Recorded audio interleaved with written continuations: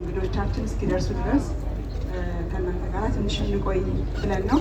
እነሆ እንግዲህ ጣይቱ ዛሬ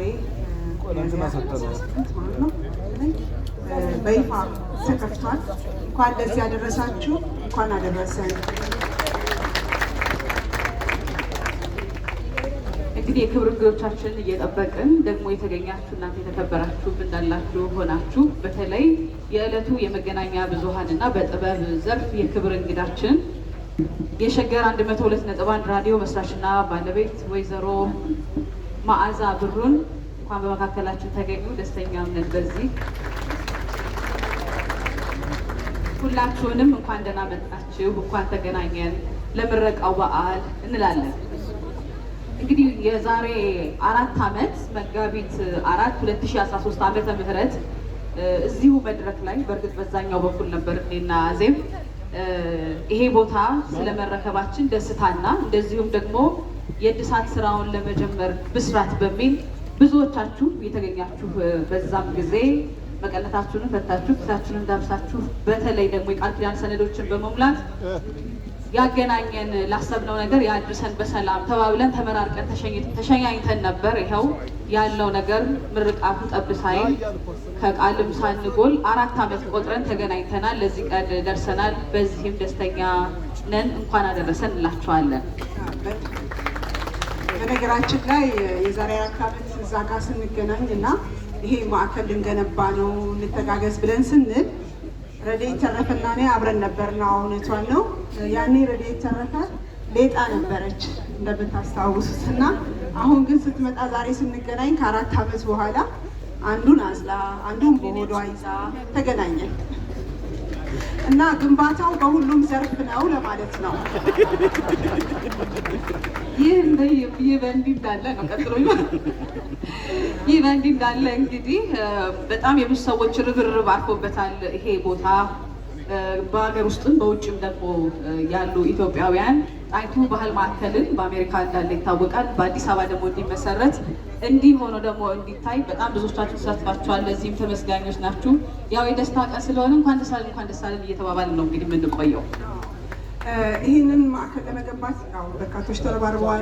በኮሚቴ አባልነት፣ በቦርድ አባልነት እንዲሁም ደግሞ በልገሳ በተለያዩ ነገሮች እያንዳንዳችሁ ሁላችሁም ድጋፋችሁ አልተለየንም። አሁንም ይኸው ድጋፍ ይቀጥላል። ምክንያቱም ማዕከሉ በይፋ ተከፈተ እንጂ በርካታ ስራዎች ይቀሩታል እና ያንንም ስራ ለማስጨረስ ሲባል አሁንም ድጋፋችሁን እንጠይቃለን። በየመቀመጫዎቻችሁ ላይ ይመስለኛል የተቀመጣችሁበት ወንበር ላይ የተቀመጡ የፕሌጅ ፎርሞች አሉ።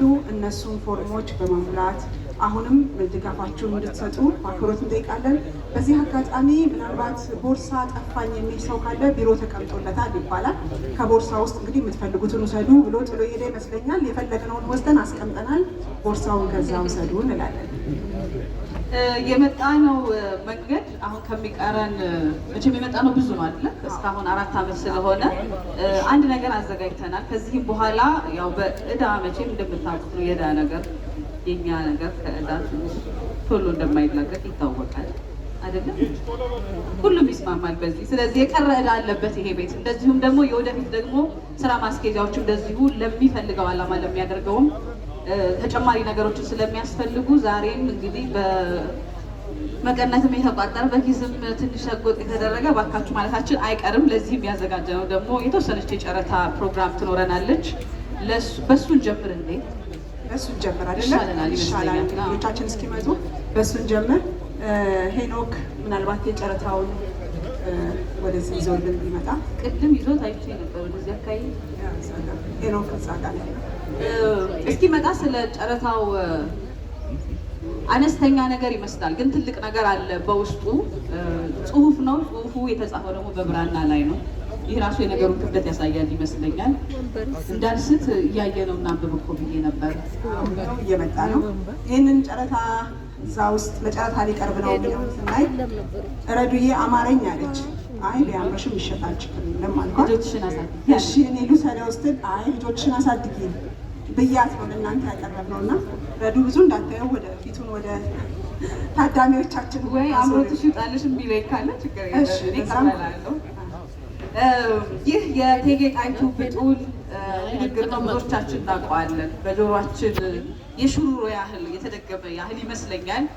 እኔ ሴት ነኝ፣ ጦርነት አልወድም።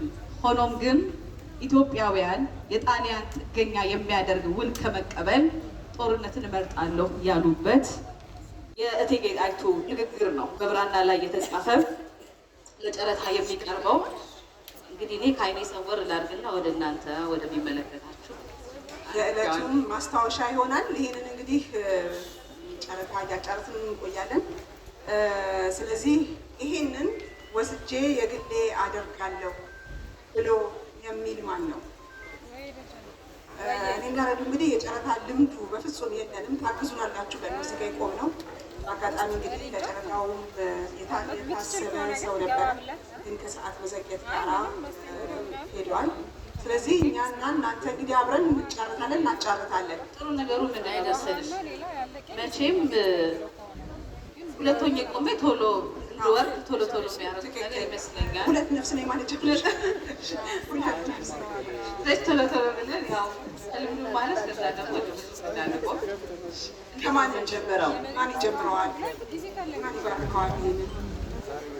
ጋሻ ቤት